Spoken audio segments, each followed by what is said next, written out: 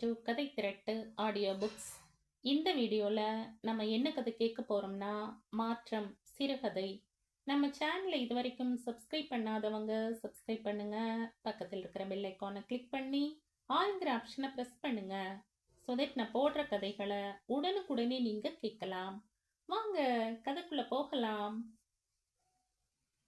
சுப்பையாவுக்கு வேணு சொன்ன செய்தி அதிர்ச்சி அளித்தது. அவரை விடவும் செண்பகம் பேய் அறைந்தவள் போலானாள். தங்கள் ஒரே மகனை ஓராண்டுக்கு முன்னால் அவனுக்கு மனைவியாய் குடும்பத்தில் வந்து சேர்ந்த மருமகளுடன் இன்னும் குறைந்தபட்சம் 3 ஆண்டுகளுக்கு பிரிந்திருந்தாக வேண்டிய நிலை இருவரையும் நிலை குலைய வைத்தது. அதிலும் 3 ஆண்டு காலம் என்பது நிச்சயமான ஒன்றாக இருக்கும் என சொல்ல முடியாதென்றும், ஊர் விட்டு ஊர் மாற்றப்படுபவர்கள் சில நேரங்களில் 5 ஆண்டுகளுக்கு பிறகே அடுத்து மாற்றப்படுவார்கள் என்றும் வேணு கூறிய போது இருவருக்கும் ஒரு சேர விழிகள் நிறைந்து விட்டன. கசப்பான அந்த செய்தியை சொல்லிவிட்டு வேணு அலுவலக விஷயமாக பயணம் போய்விட்டான். மருமகள் சரிதா 8 மணிக்கே தன் அலுவலகத்துக்கு புறப்பட்டு போய்விட்டாள். கணினி பயிற்சி பெற்றவளாக இருந்ததால் டில்லியில் அவளுக்கு எளிதாக வேலை கிடைக்கும் என்றும், அதனால் அவள் தன் வேலையை விட்டுவிட்டு தன்னுடன் கிளம்பி விடுவாள் என்றும் வேணு கூறியிருந்தான். அங்கே வீடு கிடைக்கிற வரையில் தன் அலுவலகத்தை சேர்ந்த விருந்தினர் இல்லத்தில் தங்கும் வசதி உண்டு என்றும் அவன் தெரிவித்திருந்தான். நான் எங்க அப்பா அம்மாவுக்கு ஒரே மக, அதனால பக்கத்துல இருக்கிற கிளை எதுக்காச்சும் மாத்துங்கன்னு ஆன மட்டும் கெஞ்சி பார்த்தேன். டில்லி தலைமைக்கு தந்தி அனுப்புன, ஆனா முடியாதுன்னு பதில் தந்தி வந்துடுச்சு என்றும் அவன் கூறியிருந்தான். வேணு கிளம்பி போன 1 மணி நேரம் கழித்து அவர் அவனுடைய அலுவலக மேல் அதிகாரியை சந்தித்து பேச கிளம்பினார். என்னங்க, காயா பழமா? காயும் இல்ல பழமும் இல்ல, அழுகல் வெம்பல் நாறுது. என்னங்க சொல்றீங்க? ஏன் முகமெல்லாம் கருத்து கிடக்கு? மனசுல வெறுப்பு, அதனால முகத்துல கருப்பு. விவரமா பேச மாட்டீங்களா? டிரான்ஸ்பர் கேட்டு உன்னோட அருமந்த மகன்தான் மனு கொடுத்திருக்கான். என்னது, அவனாவா மாத்தல் கேட்டானா? ஆமா, அவர் சொன்னதும் எனக்கு அவமானம் ஆயிடுச்சு. ஆனா அவர்கிட்ட சொன்ன, எங்க வீட்டுல அவனுக்கும் சரி எங்க மருமகளுக்கும் சரி எந்த பிரச்சனையும் இல்ல. மருமகளை தன் பெறாத மகளா நடத்துறா என் பொஞ்சாதி. ஒரு வேலை செய்ய விடுறதில்ல. காப்பி முதற்கொண்டு ஆசையா எடுத்துட்டு போய் தருவா. ஞாயிற்றுக்கிழமையில கூட சமயக்கட்டுக்குள்ள விடாது. அம்புட்டு பாசம் அப்படின்னு அந்த ஆபீசர் ஆச்சரியப்பட்டு போனாரு. இந்த காலத்து பிள்ளைங்களுக்கு பெரியவங்க கூட வாழறதே பிடிக்கிறதில்ல. அவங்க தொணப்ப அவங்களால தாங்கிக்க முடியறதில்ல அப்படின்னாரு. நாம எங்கிட்டுங்க தொணக்கிறோம்? அதைத்தான் நானும் அவர்கிட்ட சொன்னேன். நானும் சரி நீயும் சரி அளவோட தானே பேசுறது, எதுலையும் குறுக்கிடுறதில்ல. நாம் உண்டு நம்ம ஜோலி உண்டுன்னு இருக்கிறவங்க. அதுலயும் என் பொஞ்சாதி ரொம்ப அப்பாவி அப்படின்னு. என்ன சொன்னாரு? பெருமூச்சு விட்டாரு. நான் வந்து போனது வேணுவுக்கு தெரிய வேணாம்னு சொல்லிட்டு வந்துட்டேன். ஆனா அவர் இன்னொன்னு சொன்னாரு. அநேகமா 3 வருஷம் கழிச்சு இங்கிட்டு மாத்துவாங்களாம், கவலைப்படாதீங்கன்னாரு. இதெல்லாம் அவங்க 2 பேத்துக்கும் தெரிய வேணாம் என்ன? தப்பி தவறி கூட நம்மகிட்ட அசைச்சராத. இல்லைங்க, மாட்டவே மாட்டேன் என்ற செண்பகம் கண்ணீருடன் அப்பால் நகர்ந்தாள். மகனும் மருமகளும் கிளம்பி சென்று 6 மாதங்கள் கழித்து ஒரு நாள் சுப்பையா செண்பகத்திடம் இவ்வாறு சொன்னார். செண்பகம், இந்த வீட்டை 18 லட்சத்துக்கு வித்துட்டேன். இனி மேற்பட்டு நமக்கு வாடகை வீடு தான். நம்ம 2 பேர் தானே, அதனால ரொம்ப ரொம்ப சின்ன பிளாட்டா பார்த்து முன்பணமும் கொடுத்துட்டேன். வர தேதி அங்கிட்டு போயிடுறோம். இங்க ஏதோ புது ப்ராஜெக்ட என்னமோ சொன்னாரு நேத்து. தற்செயலா சந்திச்ச ஆபீசரு ஆரம்பிக்கிறாங்களா, அதனால வேணுவை இந்த ஊருக்கு இன்னும் 2 மாசத்துல மாத்துறாங்களா. ஐயோ, அப்ப ஏங்க வீட்டை வித்தீங்க? அந்த நாய்ங்களுக்கு தான் நம்ம சங்காத்தம் பிடிக்கலையே, அதான்.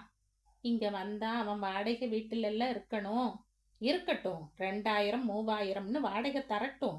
Fridge, TV, mixie, washing machine, AC, கட்டிலு, பீரோ, பாத்திரம் பண்டம்னு எல்லாம் புதுசா வாங்கட்டும். போன இடத்துல எல்லாம் வாங்கியிருப்பாங்களா இருக்கும் இல்லையா? ஆமா, ஆனா இங்க வந்தா எல்லாம் கிடைக்குமேன்னு வித்துட்டு தான் வருவாங்க. கொண்டுட்டு வர்ற சிரமம் துட்டு 2 மிச்சமாகும்ல. அப்ப அவங்க நம்ம கூட இருக்க வேணாங்கிறீங்களா? நான் என்னடி சொல்றது, நம்மளோட இருக்க பிடிக்காம அவன் தானடி பிச்சுக்கிட்டு போனா.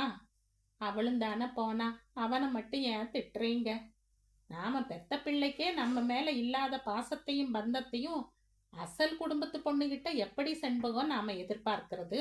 அதை எப்படி தப்பு சொல்ல முடியும், திட்ட முடியும்? சுப்பையாவின் கேள்விகள் கசப்பாக ஒலித்தாலும் அவற்றில் நியாயம் இருந்ததை புரிந்து கொண்ட செண்பகம் கணம் போல் திகைத்து போய் வாயை மூடிக்கொண்டாள். அவளிடமிருந்து பாம்பின் சீரலாய் ஒரு பெருமூச்சு வெளிப்பட்டது. சற்று பொறுத்து, அப்படின்னா நம்ம மருமக மேல எந்த தப்புமே இல்லைன்றீங்களா என்று வினவிய செண்பகத்தை சுப்பையா முறைத்தார். இவ யாரடி புரியாத பேக்குவா இருக்கா? வேணு நம்ம மக, நீ 10 மாசம் சுமந்து உசுர பணையும் வச்சு ஆசை ஆசையா பெத்துக்கிட்ட ஒரே மக, கோயில் குளம் அது இதுன்னு ஊர் ஊரா சுத்தி விரதம் இருந்து பெத்த மக. அது மட்டுமா, நீ பிள்ளை பெறக்கூடாது, அது உன்னோட உசுருக்கே தீம்பா முடியலாம்னு டாக்டருங்க சொன்னதையெல்லாம் சட்டை செய்யாம அம்மான்னு கூப்பிட ஒரு குழந்தை வேணும்னு எம்புட்டு ஆபத்தையும் லட்சியம் பண்ணி அவனை நீ பெத்துக்கிட்ட. இதையெல்லாம் நான் சொல்லியிருக்கேன் உன்னோட அருமந்த மகனுக்கு. சரிதாவுக்கும் இதெல்லாம் தெரியுமில்ல. அவ இப்படி பண்ணலாமா? அவ மேல துளி கூடவா தப்பில்லைன்றீங்க? துளி கூட தப்பே இல்லைன்னு நான் சொல்ல மாட்டேன் செண்பகம். ஆனா நம்ம வேணு நம்ம ரத்தம் இல்லையா? ரத்த பந்தம் உள்ளவனுக்கே அன்பில்லாதப்ப அசல் வீட்டு பொண்ணுகிட்ட அதை எதிர்பார்க்கறது முட்டாள்தனம் இல்லையான்னு தான் கேக்குறேன். டிரான்ஸ்ஃபர் வாங்கிட்டு போகலாம்னு அவனே யோசனை சொல்லியிருந்தா கூட, பாவங்க உங்க அம்மாவும் அப்பாவும் வயசானவங்க தனியா இருக்க விட்டுட்டு போகக்கூடாதுன்னு புத்திமதி சொல்லி தடுத்திருக்கணும். இது அவ செய்யலைங்கிற அளவுக்கு அவ மேல தப்பு இருக்குதான். ஆனா சரிதா சொல்லிச்சுங்கிறதுக்காக சரிதான்னு கேட்டானே நம்ம தலையாட்டி பொம்மை மக, அவன் மேலதான் அதிக தப்பு. சரிதாதான் சொல்லிச்சோ, இல்லாட்டி இவனே தான் அப்படி ஒரு யோசனையை சொன்னானோ? அதைத்தான் யாரு கண்டா? அதுவும் சரிதான், அப்படியும் இருக்கலாம் தான். நாம 8 வகுப்புக்கு மேல படிக்கல. நம்ம மகனாச்சு நல்லா படிக்கணும்னு தான் பட்ட படிப்பு படிக்க வச்ச. படிச்ச படிப்பு அவனுக்கு நல்ல மனசை தரல. கோணல் புத்தியையும் பாசமில்லாத மனசையும் தான் தந்துச்சு. நல்ல வேலை, நான் வித்த வீடு என்னோட வியாபார சம்பாத்தியத்துல கட்டினது. இல்லாட்டி பரம்பரை சொத்தா இருந்திருந்தா அதையும் வித்திருக்கவே முடியாது. அப்போ வீடு அவங்க கைக்கு போக கூடாதுன்னு தான் அதை வித்துட்டீங்களா? அட பொசகட்ட என் பொஞ்சாதியே, இது கூடவா விளங்கல?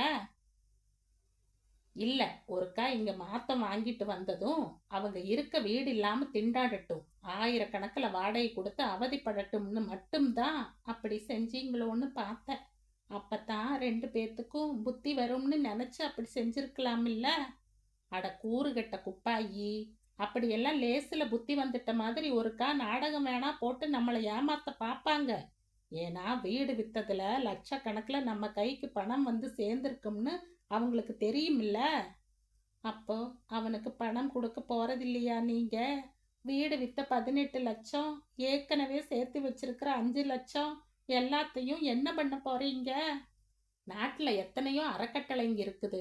ஏழை பாழைங்க, செவிடு குருடுங்க, கையால் ஆகாதவங்கன்னு வக்கத்து போனவங்களுக்கெல்லாம் சோறு போட்டு காப்பாத்துற தர்ம ஸ்தாபனங்க இருக்குது.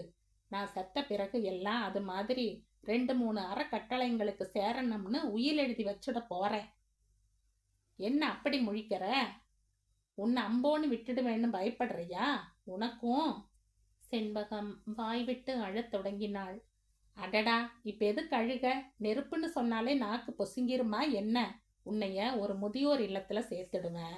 அந்த இல்லத்துக்கு 5 லட்சம் நன்கொடை கொடுப்பேன். உன் கடைசி காலம் வரையில அவங்க உனக்கு சாப்பாடு போட்டு பராமரிப்பாங்க. இல்ல மகன் கூப்பிட்டான்னா மானமைக்கம் சூடு சொரணை எல்லாத்தையும் மூட்டை கட்டி வச்சுட்டு அவங்கிட்ட போய் இருந்துக்க. இதெல்லாம் நான் உன்னை முந்திக்கிட்டா, நீ முந்திக்கிட்டா நானும் முதியோர் இல்லத்துக்கு போயிருவேன். இன்னொன்னு மறந்துட்டனே, உன்னோட நகைங்க எல்லாம் நான் செஞ்சு போட்டது. நமக்கு கல்யாணம் நடந்தப்ப ஒரே ஒரு மூக்குத்தியும் காது தோடுகளும் தான் நீ போட்டுக்கிட்டு வந்த. அதனால அந்த நகை நட்டையெல்லாம் உனக்கு சோறு போட்ட முதியோர் இல்லம் எடுத்துக்கும், சரியா? செண்பகம் கண்ணீரை சேலை முன்றானையால் துடைத்து கொண்டாள். உங்களுக்கு இம்புட்டு கல்லு மனசு இருக்கக்கூடாதுங்க, இம்புட்டு கல்லு மனசு இருக்கக்கூடாது. சுப்பையா சிரித்தார். எனக்காவது அது கல்லோ மண்ணோ, மனசுன்னு ஒண்ணு இருக்குது. நம்ம மகனுக்கு மனசுன்னே ஒண்ணு இல்லையே செண்பகம். அதுக்கு என்ன சொல்ற? பிள்ளைங்க கொஞ்சம் முன்ன பின்னதான் இருப்பாங்க. அதுக்காக இப்படியா? எது செண்பகம் முன்ன பின்ன? நம்ம சங்காத்தமே வேணாம்னு டிரான்ஸ்ஃபர் வாங்கிட்டு பிரிஞ்சு போனானே அதுவா? இல்ல ஆபீஸ்ல அவங்களா மாத்திட்டாங்க. எங்க அப்பா அம்மாவுக்கு நான் ஒரே மகன், நான் இங்கிட்ட இருக்கிறேன்னு மேலதிகாரிக்கு தந்தி அடிச்சதா பொய் சொன்னானே அதுவா? என்ன பேசுற நீ? நாம என்ன தப்பு செஞ்சாலும் நம்ம அப்பனும் ஆத்தாளும் மன்னிச்சிருவாங்க, எல்லா சொத்தையும் நமக்கு தான் கொடுப்பாங்கங்கிற திமிர்ல தான் செண்பகம் பிள்ளைங்க மேல மேல தப்பு பண்றாங்க. என்னைய மாதிரி எல்லா அப்பனுங்களும் நடக்க தொடங்குனாதான் பெத்தவங்க மேல மெய்யான பாசம் இல்லாட்டியும் அப்படி இருக்கிறதா நடிச்சு சோறாச்சும் போடுவாங்க. பிள்ளை பாசம்ங்கிற குருட்டு பிடிப்புல இருந்து நாம விடுபடணும் செண்பகம், விடுபடணும். செண்பகத்துக்கு வாய் அடைத்து போயிற்று. 2002ஆம் ஆண்டு வெளிவந்த சிறுகதை இது. இந்த கதை உங்களுக்கு பிடிச்சிருந்தா லைக் பண்ணுங்க, ஷேர் பண்ணுங்க, சப்ஸ்கிரைப் பண்ணுங்க. மற்றும் ஒரு இன்ட்ரெஸ்டிங்கான கதையோட அடுத்த வீடியோல சந்திப்போம். பாய். தேங்க்யூ.